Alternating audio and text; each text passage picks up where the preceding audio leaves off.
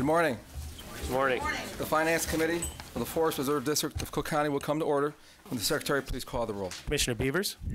Commissioner Butler? Oh, wait. Oh, thank you. Is absent. Commissioner Collins? Is absent. Commissioner Daly? Commissioner Fritchie? Is absent. Commissioner Gaynor? Commissioner Garcia?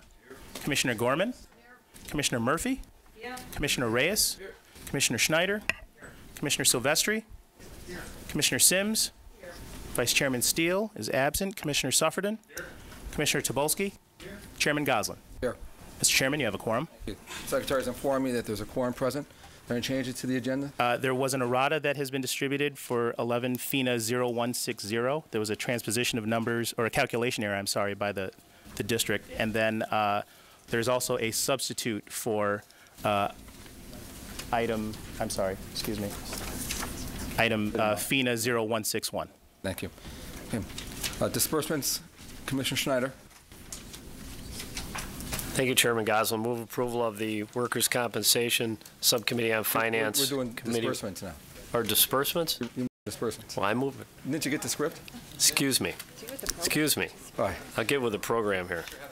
I move disbursements, beginning with item 11 FINA 0153 and ending with item 11 FINA 0159. Is there a second? Second. Discussion? All those in favor signify by saying aye. Aye. Opposed, nay. In opinion of the chair, motion carries. Committee reports, litigation, Chairman Silvestri. Mr. Chairman, I move approval of the litigation summary and report. Is there a second? Second. Discussion? All those in favor signify by saying aye. Aye. Opposed, nay. Opinion of the chair, motion carries. Committee report, yes. Commissioner Murphy. Thank you. Record me as voting no on item number 11 FINA Bless you. 0160. Jeez. So noted, despite the division of the question, the motion carries. Yeah. Workman's Comp Committee report. Now, Mr. Hold- Chairman. excuse me. Now, Mr. Chairman, I'd like to Chairman move. Schneider, hold on. I have. Oh, no, not again. Okay. No. Also, record me as voting no is 11 FINA. Your microphone, Commissioner, I'm sorry. Can you vote me no on 11 FINA 0160 as well? Any other divisions? Despite the division of the question, the motion carries. Workman's Comp, Chairman Schneider. Are you sure? Mr. Chairman, you've got the floor. Thank you, Mr. Chairman. I'd like to move approval of the Workers' Compensation Subcommittee on Finance report of 11/1/11. As amended. As amended. Second. Any discussion? All those in favor signify by saying aye. Opposed, nay. In opinion of the chair, the motion carries. Bid reports. Commissioner Schneider moves approval of the bid reports. Sorry. And secondly, we would need Commissioner Schneider moves to accept the substitute for FINA 11 FINA 161. Is there a second? Second. Okay. I have a question on that. All those in favor of the substitute? Aye. Opposed, nay. Opinion of the chair, motion carries. Commissioner Daly. Chairman Daly. And the substitute, leave to ask the superintendent a question on this. On the substitute? Yes. Okay. Superintendent, could you outline why we're doing this and this in the Dan Ryan Woods Pavilion? This is 161? Yes. Yes. Okay. We initially bid this. The bids came back. We do a projection of what we think the bids will come back at. These bids came back. The lowest bid came back at 40% higher than what we projected it to come back. So we feel that it's appropriate to rebid. Because the number came back much higher than what we thought it should be.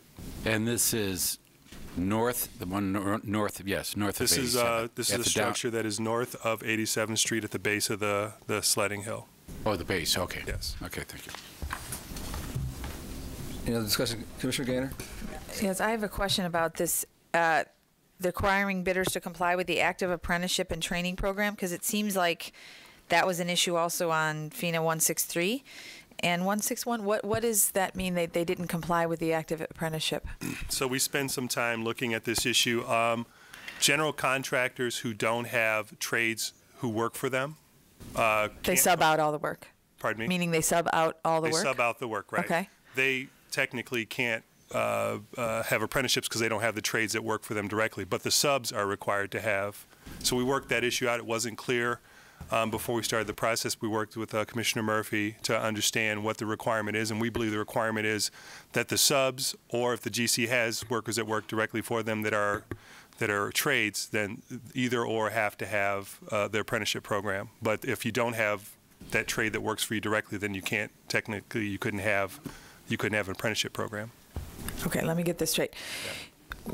A GC can bid Yes. if they have subs, and the subs have an apprenticeship program. Correct. Okay, so even if the sub is maybe a small sub and they're hiring union labor, prevailing wage labor, they also have to themselves as a sub have an active training apprentice program, or they can just get apprentices from.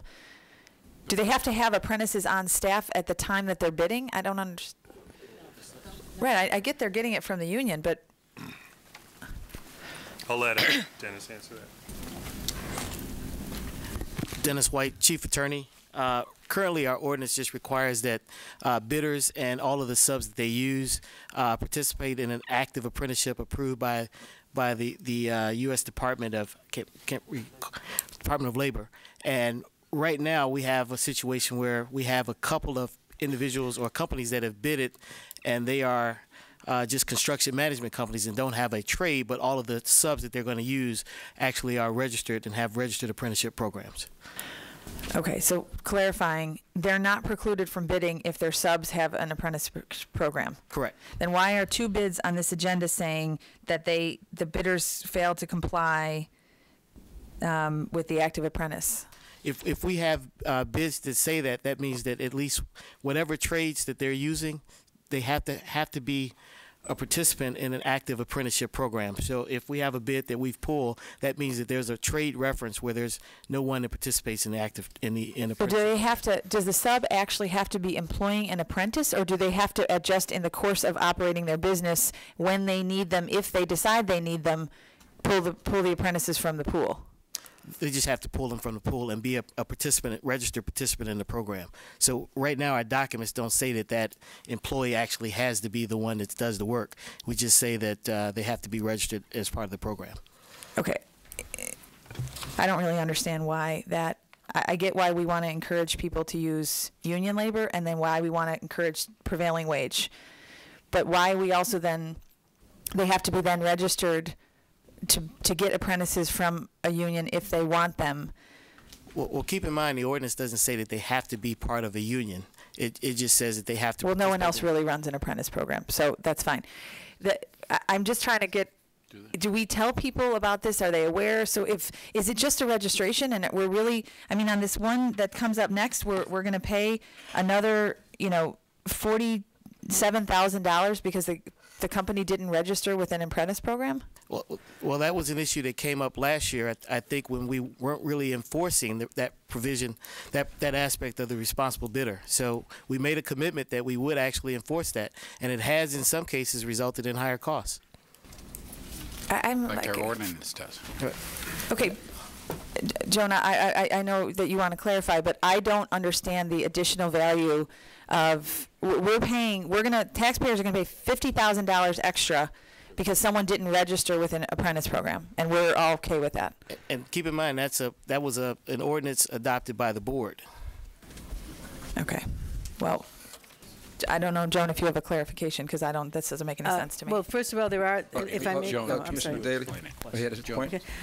There are other, Murphy? thank you. There are other apprentice programs that are not connected with the union, but the Department of Labor recognizes them as apprentice programs, so they may not be with the union, but they have served an apprentice program. That's one clarification. But the other thing is, the general contractor, as was explained, does not have to have anything to do with an apprentice program if they don't have any people working for them. They're simply the ones doing the bidding, and they hire all the subcontractors that do have apprentice programs or have been in an apprentice program. Right. So my general assumption is if you have a sub and the sub needs an apprentice, that the only real place to get an apprentice is either in a certified. They don't need an apprentice. They just need to have a worker who has been in an apprentice program. They don't have to. They're not hiring apprentices. They're hiring a person in a union or not who has gone through an apprentice program. They're not hiring apprentices, per se. Mark, is that your understanding of the? Mark Thomas, Chief Financial Officer. So in this situation where we have 161 is the one. So we're ensuring that people have come through, that the people that the sub is employing have come through an apprentice program. Or in some way the sub is participating in an apprentice program where they make a contribution to the program, or they've actually gotten people who have come out of the program, right? So it's either a contribution and participation in the program on behalf of the sub or the general contractor, but right now we're talking about the sub. So the thing we're trying to avoid is people hiring people who haven't gone through the union apprentice program or some certified apprentice program. Correct. Right. And so on 161, and we felt that there were some general contractors who did not bid, who may have bid, because they didn't understand this clarification that we're trying to come to right now. And so the prices came back, we thought, inflated based upon the original engineering consultant's estimate. And so we feel that if we make this clarification, as we put it back out to bid, we may be able to increase the pool of bidders and reduce the price for us. And then 162, where we had, which I think you also have that, but that's being pulled off the agenda, and that's because we had a similar confusion where originally we were going to have to go with the third highest bidder, because we didn't, under the old interpretation, feel that the third lowest bidder, the first two lowest bidders didn't comply under this reinterpretation. We feel that they may comply, at least on this responsible bidder piece. And since we came to that conclusion late in the game, we're pulling it off this agenda as we review their other qualifications to see if we can award it. I'm fine with the rebid, I guess. But I'll tell you this: if it's confusing to me, and if you think it's confusing to the contractors, then let's suffice to say it's confusing. And so, but then my bigger concern is 163 when we get there, because we're actually paying more money because someone didn't do this right. But we'll get there when we get there. Different reason, right? Any other question? Commissioner Daly? Thank you, Mr. Chairman. Kevin, the clarification and the confusion, have we adopted any change in the ordinance? Or, I mean, you said your interpretation. Do we have to, as a board, have we adopted this new clarification that you're referring to? The board has not made any additional changes to the ordinance. So are you clarifying this as your point of viewing it, or because the ordinance we have now is different from what you're saying? That's what Well, I think part of the confusion stems from the fact that I think we're discussing a previous version of the item. But simply put, do we as a board have to adopt something to clarify the new interpretation that the Forest Preserve will be operating under? Well, there are two things. One, the board sets the policy, and that is a policy. And yes, if it's an official policy interpretation, that would have to be adopted by the board. Well, if the official policy, is this the official policy of the board now? You said we have the official policy of the board right now states the responsible bidder ordinance says that all bidders and their subs have to be active participants in an active apprenticeship program. Okay. Now, the issue that has come up is there is no apprenticeship program for construction management. So basically, we're just saying that we believe a person complies if they are a construction manager and all of their subs are active participants in an apprenticeship program. What I'm asking you is do we as a board have to adopt the second clarification or your interpretation of it? Staff does not believe that the board has to adopt that, because right now it says we have that in our policy. That's our policy. With your interpretation. Correct. Okay. Anything else on this point? There being none on this. If we need a sentence in there saying that general contractors who do not employ any subcontractors or any laborers under them. Maybe we have to clarify, maybe we have to add a sentence just clarifying that part of it. If you don't think we need it, it's all right, but if it's confusing, we could say that general contractors who do not employ, but only employ subcontractors that abide by our rules and regs can bid. Sure, we could do that. All right, before we proceed, Commissioner Schneider moves and Commissioner Daly seconds that we amend their motion to approve the bid recommendations by withdrawing 11 FINA 162. All those in favor signify by saying aye. Opposed, nay. Motion carries. The motion is amended. Any other discussion on this whole bid issue? There being none, the question is, shall the recommendations be approved as amended? All those in favor signify by saying aye. Aye. Opposed, nay. Opinion chair, the motion carries. Commissioner Topolsky on the revenue report. Is there a second? Okay. Leave to receive a report from our Chief Financial Officer, Mr. Thomas. And before I do that, Mark, let me compliment you on the new format for the revenue report. It's really very comprehensive. It's easy to follow, easy to read. It's very clear. Good job on that. Chairman, I apologize. I thought we were on 161 and 162, and was 163 included in that last vote?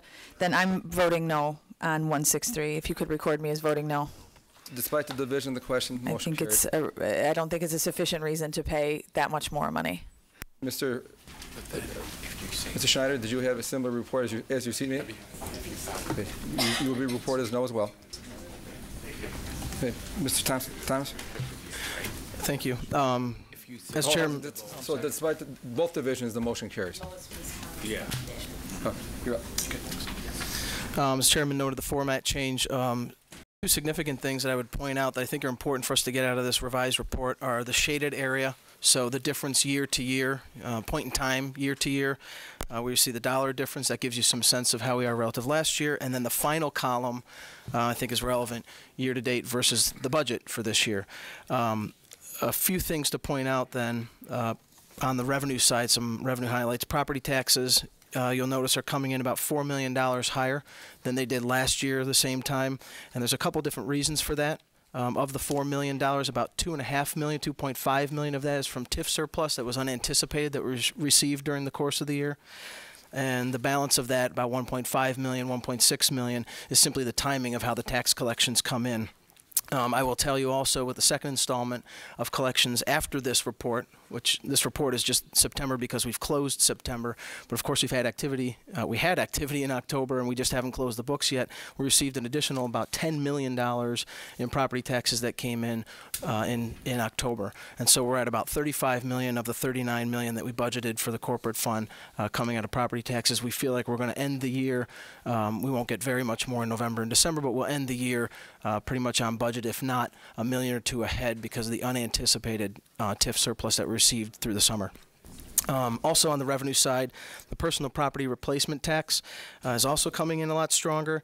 As of September, we were ahead versus 2010 by about $300,000. And what's not reflected again is the October collections. We had another $1.7 million come in October. And so next month you'll see that reflected in the October report that I'll bring to you for a total of about $5.5 million to the corporate fund in 2011. And so we think the year's going to end. We will have one more collection in December that we don't think is going to be very strong. We think this was the big collection, this 1.7 we received in October. At the year, we think it's going to end about 15% higher than budgeted for 2011. And so you saw that in the budget recommendation that we gave you last week. We are increasing our budget estimate on the revenue side for personal property replacement tax, not that full 15%, about half of that, 7 or 8%. It's a very economically volatile number, as you've seen. And so we want to anticipate a little bit of that increase, but certainly we want to be conservative in that and not anticipate all of it. Before you leave the revenue side, ask question. I noticed the golf is down. Is that just we feel it'll be done by the time we got done with the fall? That'll be adjusted. Yeah, for us, if you want to answer, it was a seasonal thing. Rain and hot days, we didn't see as much activity. And that's just what we've gotten from the golf contractor. And the swimming seems to be up. Swimming was ticked up a little bit. We're going to reflect that in the 2012 budget revenue estimate, which we're increasing about 25%. Any other questions of the Chief Financial Officer? Mr. Sutherland? Would you please explain the fund balance contribution line? The third thing on the revenue side is the $9.5 million in fund balance contribution. So what you'll see on the second page is the exact same number going out. So this is just the transfer that we've approved in the 2011 budget. $9.5 million consists of $2 million that's being transferred from the corporate fund for capital improvements. which is what we planned for, $3 million being transferred from the corporate fund to the self-insurance fund, which is what we planned for, and about $4.56 million, the balance of that 9.5, goes to the land acquisition fund. As you look year on year, you see that number is 0 in 2010. That's a matter of the timing of when our staff did the budget transfer, or the dollar transfer during the course of the year. It happened much later in the course of the year. I feel like it should happen much earlier during the course of the year, so we're not backfilling those funds. So this is just trying to push that transfer up a little bit in the course of the year. And in 2012, I would anticipate doing this much earlier in the course of the year. But if then you want to go to the expense side. Any more questions on the revenue side? Yes. Commissioner Sims? How much did you say We budgeted $4.56 million to come out of 2011 property taxes that then is being transferred from the corporate fund into the land acquisition fund. Your microphone, Commissioner. Commissioner, your microphone. Are we planning to acquire any more property in 2012? Is there anything in the plan or in the pipeline? Yes, there are actually deals that are currently being contemplated that are very real that would close in 2012, and we're actively looking at new acquisitions as well. We're working through a plan right now to identify additional parcels, but there are some that are in process now that will not likely close this year but could close next year. Is it land that's contiguous to our current properties, or is this like somewhere we found that we just can't pass the deal up? It's a little bit of both, actually. So some are adjacent, and I think some are not. They're just parcels that are good parcels that we think we should pursue, even though they're not connected. Okay. Yeah. Any other questions on the revenue side? And we'll talk about expenditures. Yeah. So then on the expenditure side, obviously the most glaring item is the $9.5 million. And again, this is just the other side of that transaction, showing dollars going out of the corporate fund and into the three funds I mentioned earlier. The second most significant thing, most of this in the corporate fund is departmental spending, and most of the departmental spending is on personnel services, salary, wages, and various benefits. And so significantly, we see that the budget is, if you look year to year, current year versus last year, we are significantly below that. There are a couple reasons for that. One, we've had a number of vacancies through the course of the year that we're at the end of the year now just filling, and so we don't anticipate as high an empty number of positions in 2012. And then the second most critical reason is you'll notice in the recreation line item, that is significantly lower than in 2010, and that's because of significantly reduced overtime at the pools. And so that was a management issue that Dan Betts should be credited with for managing the staff and the scheduling of staff better this summer than we have in the past. And that's actually, in terms of dollars, the most significant savings that we're going to see in terms of salary and wages through the course of the year. And right now, we're through the 21st payroll, making a projection that the savings at the end of the year from salary and wages alone would be about $2 million. And for those two significant reasons, unfilled positions and managing overtime. Mr. Sufferman? I have another And then, Thank you, Mr. Chairman, ladies and gentlemen of the committee. On the county side, Mr. Malhance and I have a little side wager on the ending fund balance for the year. Do you have a projection on what the ending fund balance will be for the Forest Preserve as we get to the end of the year? No, not yet. I can give you a little bit of an estimate, things that I can judge, such as the salaries and wages, where we have known even expenditures. The fact is, as the property taxes keep coming in, we have the first 60 days of 2012 for which to accrue revenue collections as well as expenses, and so we won't have an idea until a little bit into 2012 as we're closing the 2011 books. But one of the reasons you can't project it is that most of the numbers are positive, so we're not dealing with things that are going to surprise us. So I think we're probably going to be doing better than last year. I would assert it'll be positive. Yes, not negative. Yeah, right. Yeah. Thank you. Commissioner Sims? Are you planning for any, I believe I heard you and you said special events. Are we planning any big special events that are revenue generating for 2012? Do you want to speak to that? We are working through a calendar of special events now. So, and So some of them could be. That's not going to be our main focus of special events, to be honest with you, Commissioner. The focus will be to get new users into the district. There might be some opportunities for revenue generation through concessions at some of those special events, but we're not anticipating doing special events where we're going to raise a lot of money, though. Because I know we used to, and I don't know if this is a nightmare if I say this, we used to do a haunted house, and I believe when we first started doing them, they were revenue generating, and everyone loved them. Yes. Just to kick that around to see if maybe next year, if that could be a possibility of something. Yeah, we are looking at Halloween-focused events, so that is a very real possibility for next year. Oh, okay. Yeah, we are interested in that. Because it was a lot of fun, and a lot of people came in and they used our facility, and kids got a kick out of it. I spend a lot of time doing Halloween events with my 4 children. I know there's a lot of interest in doing those kinds of things. So we will definitely be doing some Halloween-themed events. I mean, even if we don't do it on the major scale that we did them in the past, if maybe we did some smaller ones, maybe throughout, and see how much revenue maybe or maybe if revenue generating is not the issue, maybe that we at least break even. Yeah, well, we certainly want to break even if possible, right. And we think there are some opportunities for revenue generation too, but that, again, won't be our main focus, but if there's opportunities, we'll certainly look at those. Okay. Commissioner Silvestri.